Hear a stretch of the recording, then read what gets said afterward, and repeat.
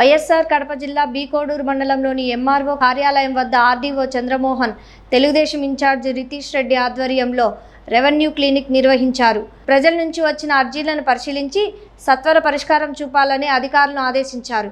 వారు మాట్లాడుతూ భూ సమస్యలపై ప్రత్యేక దృష్టి పెట్టి పరిష్కరించడమే మా లక్ష్యమన్నారు. 20 నెలల పాలనలో 80% ప్రజా సమస్యలు పరిష్కరించామన్నారు. ప్రతి ఇంటికి లబ్ధి చేకూర్చడమే తమ ప్రధాన లక్ష్యమని అన్నారు.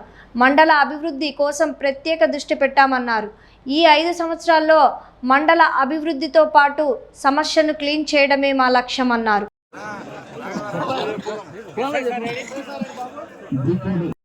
అక్కడ మీకు వాళ్ళు హెల్ప్ చేస్తారు. అక్కడ అర్జీ రాసిన తర్వాత మీకు సంబంధిత డెస్క్ పంపిస్తారు.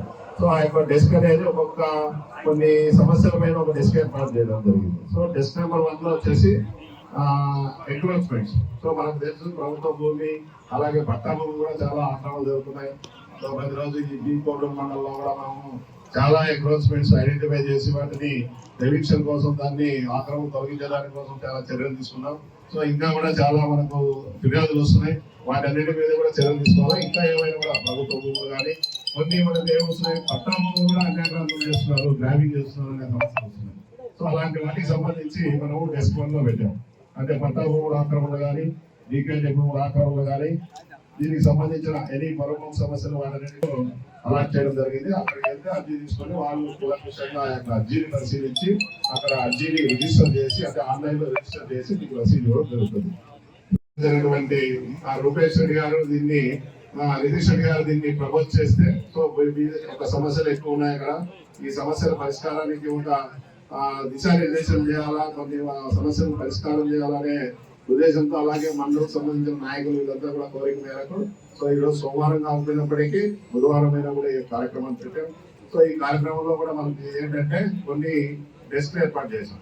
సో అందులో ప్రిస్క్రిప్షన్ ఇచ్చి, మందులు ఇచ్చి, అవసరమైనటువంటి టెస్ట్ చేసి ఆ యొక్క జబ్బుని నయం చేయడానికి కొన్ని కార్యక్రమాలు చేస్తారు.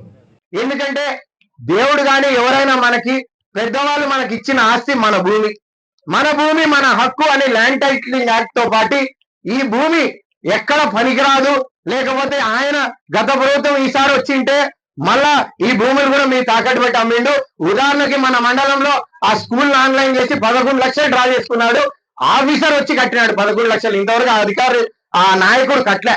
అధికారులు కూడా తప్పులు చేసిన దానికి వాళ్ళు ఇబ్బంది పడుతున్నారు. ఈరోజు మన మండలం ఉదాహరణకు చెప్పాలంటే అదే విధంగా ఈరోజు గ్రీవియన్స్లు ఉన్నాయి. పీజీఆర్ఎస్ అంటున్నారు. పీజీఆర్ఎస్ లో కూడా మీ వంతు వచ్చి మీ దగ్గర ఇది పరిష్కరించినామా లేదా అని మీ దగ్గర ఏలు ముద్దరో లేకపోతే మీ ఫోటో తీసుకొని పరిష్కరించినామా లేదా అనేది తీసుకెళ్తున్నారు. కొన్ని భూతగారులు కోర్టులో ఉంటాయి, కొన్ని అన్నదమ్ముల పరిష్కారాలు ఉంటాయి, కొన్ని అందుబాటులో ఉండరు. మనమే అనుకుంటాం నోటీస్ ఇచ్చినప్పుడు వాడు హైదరాబాద్ లో ఉంటాడు, లేకపోతే ఇంకోటి బెంగళూరులో ఉంటాడు. వాడు వచ్చినంత వరకు వాయిదాలే. వాళ్ళు ఆ సిస్టమ్ అంటూ రెవెన్యూ సిస్టమ్ వాయిదా తీర్మానాల ప్రకారం చేయాల్సిన అవసరం ఉందని మీ అందరికి చెప్తున్నా.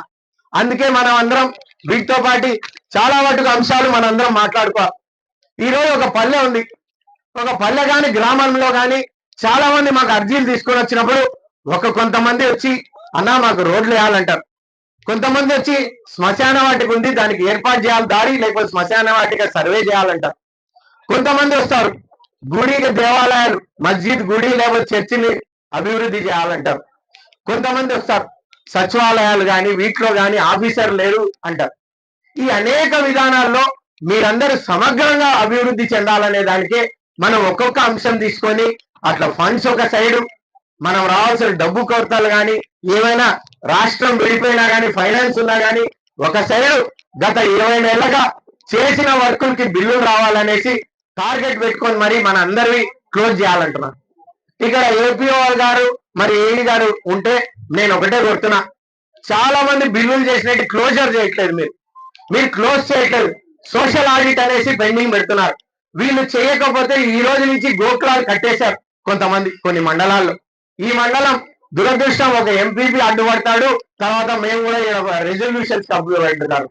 ఈ రోజు ఈ గోకులాలన్నీ ఎంపీడీఓ గారు మీరందరూ కలెక్టరేట్ పంపించారు. స్పెషల్ ఫోకస్ లో ఈ మండలానికి పెండింగ్ ఉన్నాయి. తాలూకా అంతా కట్టేసినారు కానీ మనకి ఈ మండలంలో ఇంకా గోకులాలు మొదలు పెట్టుకోలేదు. ఇంత దౌర్భాగ్యం. ఇంతమంది అర్జీలు ఇచ్చి ఇంత కష్టపడితే మీరు ఇంత వెనకబడి ఉన్నారు. మనం కూడా చెప్పుకోవాల్సిన అవసరం ఉంది. ఈరోజు కరెంట్ సమస్యలు మీ అందరికీ పల్లెల్లో 3 ఫేజ్ కరెంట్ అని 20 నెలలుగా RDSS అని ప్రతి పల్లెకి 3 ఫేజ్ లైన్లు చాలా స్పీడ్ గా లాగినాం. నిజమా కాదా మీరు అందరు చెప్పాలి. మనం అనుకోవాలి ఎలక్ట్రికల్ వాళ్ళు కానీ ఇట్లా రెవెన్యూ వాళ్ళు కానీ లేదంటే మండల వాళ్ళు కానీ చాలా కష్టపడుతున్నారు. మీ సహకారం కావాలి మనందరికి. ఈ సహకారం కోసమే మనందరం చేయాలి. ప్రతి కౌంటర్ కి